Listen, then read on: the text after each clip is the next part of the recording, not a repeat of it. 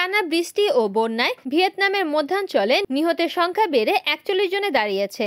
গত সপ্তাহের শেষ দিকে শুরু হওয়া এই দুর্যোগে এখনও নিখোঁজ রয়েছেন আরও ৯ জন। গণমাধ্যমের খবর অনুযায়ী বন্যায় ৫২,০০০-এর বেশি ঘরবাড়ি প্লাবিত হয়েছে এবং প্রায় ৫ লাখ পরিবার ও ব্যবসা প্রতিষ্ঠানে বিদ্যুৎ সরবরাহ বন্ধ রয়েছে।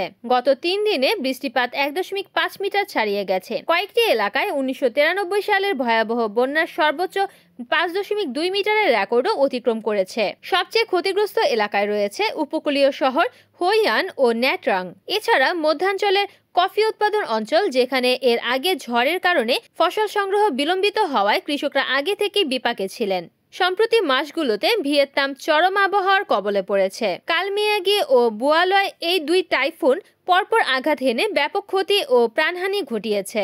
সরকারি হিসাব অনুযায়ী চলতি বছরের জানুয়ারি থেকে অক্টোবর পর্যন্ত প্রাকৃতিক দুর্যোগে প্রায় $2 বিলিয়ন ক্ষতি হয়েছে। স্থানীয় গণমাধ্যমে প্রকাশিত ছবিতে দেখা গেছে বাড়ির ছাদে আটকা পড়ে আছে মানুষ, ঘরের ভিতরে ঢুকে পড়েছে বন্যার পানি। ভূমিধসে প্রধান সড়ক ও মহাসড়ক ক্ষতিগ্রস্ত হওয়ায় লামডং প্রদেশে জরুরি অবস্থা জারি করা হয়েছে। জনপ্রিয় পর্যটন শহর দা লাতের প্রবেশপথ মিমোসা পাসের একটি অংশ ধসে গভীর খাদে পড়ে যাওয়ায় যান চলাচল পুরোপুরি বন্ধ হয়ে গেছে। Desk news, NN TV.